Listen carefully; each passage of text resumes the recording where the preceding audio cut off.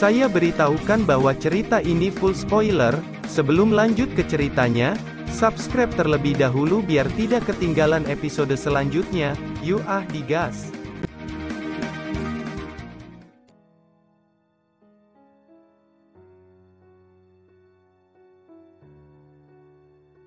Melanjutkan dari cerita sebelumnya, Xiaoyan dan Lang Tian yang mendengar ini mereka saling memandang satu sama lain, mereka juga tidak pernah mendengar ramuan seperti itu. Sebagian besar ramuan yang dimurnikan oleh Lang Tian dimakan oleh makhluk ilahi King Lin. Xiaoyan yang mendengar itu dia berpikir sejenak, sesaat kemudian dia perlahan membuka mulutnya dan berkata, sederhananya misalnya ramuan penyembuhan tetapi juga memiliki efek peningkatan kekuatan, dan kedua itu menjadi satu pada satu ramuan. Apakah saya benar, ucap Xiaoyan? Pria berjubah obat itu tertawa lalu menganggukkan kepalanya, itulah artinya.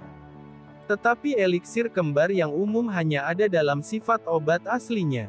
Dan tahap kedua dari sifat obat eliksir dapat muncul kembali. Ia dapat meledakkan sifat obat dari satu ramuan dengan 200%, ucap pria berjubah obat itu.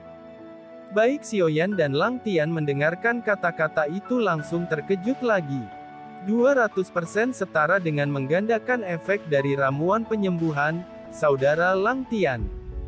Bagaimana Anda membuat ramuan kembar 2 atau 3 kehidupan ini, tanya Xiaoyan juga terkejut. Dia tidak pernah memperbaiki eliksir kembar. Pada titik ini Xiaoyan harus mengagumi bakat Lang Tian dalam memurnikan obat-obatan. Tidak peduli seberapa tinggi bakat Xiaoyan tetapi ketekunan Lang Tian juga melebihi Xiaoyan. Dan ia memiliki tingkat pengobatan penyulingan yang lebih tinggi daripada Xiaoyan. Lang Tian yang menjadi tersangka dia hanya memiliki ekspresi canggung lalu berkata, Xiaoyan, saya sebelumnya tidak memberitahumu terlebih dahulu. Ini hanya sesuatu eksperimen saya baru melakukannya tentang ramuan kembar selama 3 tahun ini, ucap Lang Tian menggaruk kepalanya dengan canggung. Dan dia tidak berpikir bahwa obat kembar ini adalah sesuatu yang mencapai ke tingkat yang baru. Xiaoyan menoleh ke pria berjubah obat itu dan berkata, lalu berapa besar nilai dari eliksir ini, tanya Xiaoyan. Itu bisa menjual sekitar 2 juta setiap pil kembar, ucap pria berjubah obat itu. Xiaoyan mendengar ini dia tidak kecewa dengan harganya. Dan Lang Tian sangat senang karena urutan tertinggi dari ramuan ini hanya kelas 7 dodi. Mari kita simpan ramuan ini terlebih dahulu, saya tidak tahu apakah kedua tuan bersedia memperbaiki eliksir untuk penatua saya. Jika Anda dapat memperbaiki eliksir yang dibutuhkan oleh penatua saya, maka berapapun upahnya tidak masalah, ucap pria berjubah obat itu. Meskipun benua Qianxing yang besar ini tempat berkumpul orang-orang kuat dari benua yang tak terhitung jumlahnya. Tetapi faktanya sangat sedikit alkemis penyulingan yang dapat menghasilkan eliksir kembar. Xiaoyan, saya rasa saya bisa mencobanya, ucap Lang Tian melihat Xiaoyan. Dalam hal pertempuran kekuatan Lang Tian tidak dapat berpartisipasi. Sekarang karena dia dapat melakukan sesuatu untuk tim Xiaoyan maka Lang Tian tidak ingin membiarkan kesempatan ini pergi. Baiklah kalau begitu, apa yang perlu saya siapkan selanjutnya, tanya Xiaoyan menatap Lang Tian. Tidak diperlukan persiapan, tempat Yaoge kami sudah tersedia apapun yang dibutuhkan, ucap pria berjubah obat itu tersenyum ketika melihat persetujuan Xiaoyan. Ia mendengar Xiaoyan sedikit mengganggu, keduanya tolong ikuti saya, ucap pria berjubah obat membawa Xiaoyan dan Lang Tian ke lantai atas paviliun Yaoge. Seluruh paviliun Yaoge dibangun dari kayu mahoni, udara juga memancarkan aroma obat-obatan yang pekat. Di sini orang tidak bisa menahan diri untuk tenang. Pria berjubah obat membawa Xiaoyan dan Lang Tian ke lantai 4. Namun lantai 4 adalah tempat khusus untuk para tamu VIP dan orang penting lainnya. Xiaoyan dan Lang Tian dapat melihat sudah ada ratusan sosok duduk disertai kuali obat di depannya.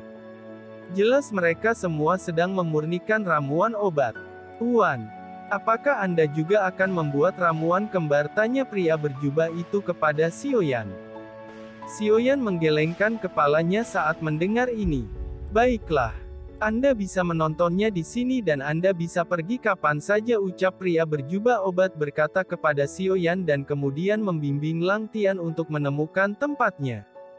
Di sana terlihat sebuah meja kayu dan di atasnya terdapat sebuah cincin penyimpanan. Pria berjubah obat itu menjelaskan, di dalam cincin penyimpanan ini sudah disiapkan ratusan bahan obat yang diperlukan dalam resep. Ada juga berbagai jenis ramuan obat lainnya. Anda dapat memperbaiki eliksir di sini. Ucap pria berjubah obat itu kepada Lang Tian, Anda adalah alkemis yang diundang dengan urutan 108 dari semua alkemis sebelumnya. Selama Anda memperbaiki ramuan yang dibutuhkan maka Anda akan dibayar sesuai dengan pencapaian Anda, ucap pria berjubah obat itu memberi Lang Tian kartu giok dan formula kuning. Pria itu berbalik pergi setelah menjelaskan semuanya kepada Lang Tian. Mata Xiaoyan juga melihat persyaratan yang ditujukan kepada formula sebelum dia tiba-tiba mengerutkan kening. Lang Tian memiliki nomor 108, itu berarti tidak ada yang dari 107 alkemis yang berhasil sebelumnya.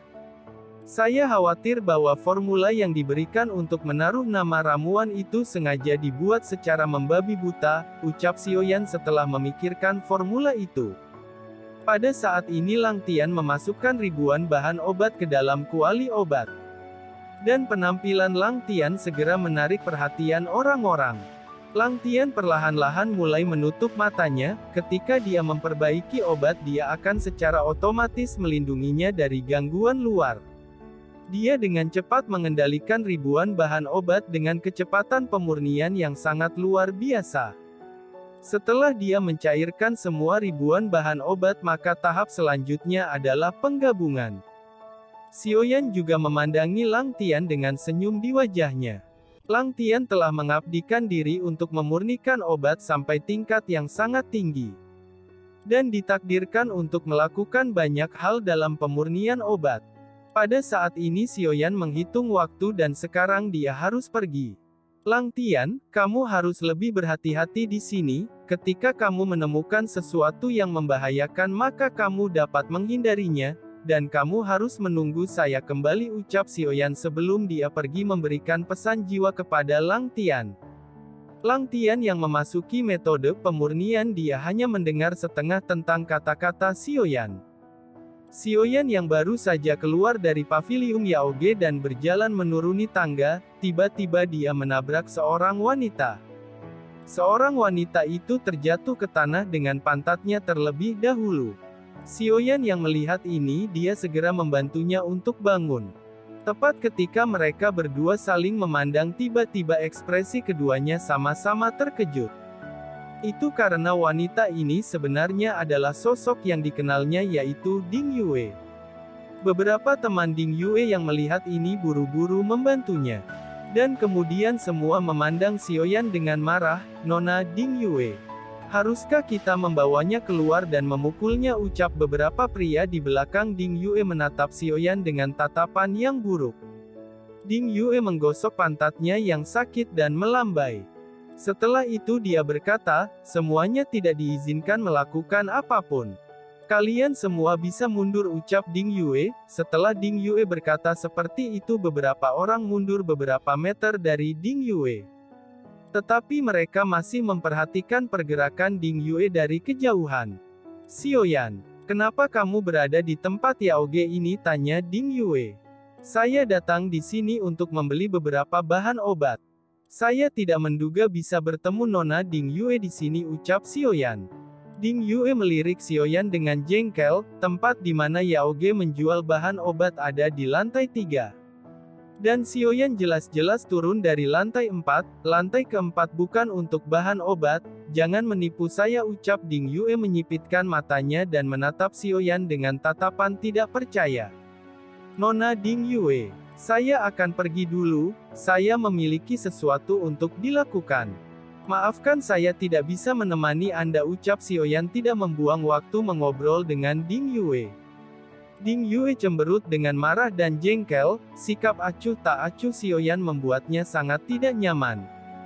Sudah lama sejak ada seorang pria berani memperlakukannya dengan sikap ini. Bahkan di masa lalunya pria itu mampu ditangkap olehnya jika dia menginginkannya. Ding Yue mencoba segala cara untuk tidak menyerah, tepat ketika Xiaoyan akan pergi tiba-tiba suara lainnya terdengar. "Saudara Xiaoyan, kamu juga ada di sini," ucap suara itu yang ternyata Kang Dong. "Mengapa saudara Kang Dong juga berada di pavilium Yaoge?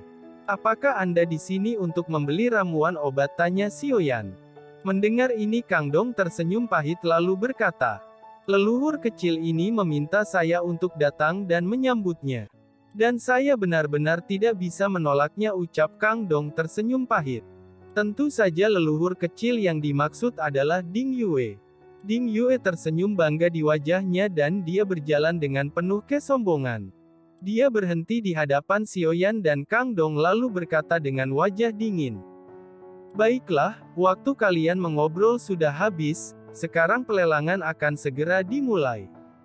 Saya mendengar bahwa ada banyak harta langka yang baik kali ini.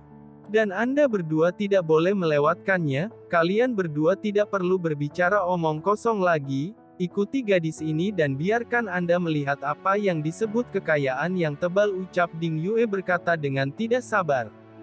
Dan dia berjalan keluar dengan kaki terbuka. "Saudara Xiaoyan, ayo pergi dan ikuti gadis centil itu, masih perlu waktu untuk menyelidiki keberadaan Unicron dalam lautan kekosongan.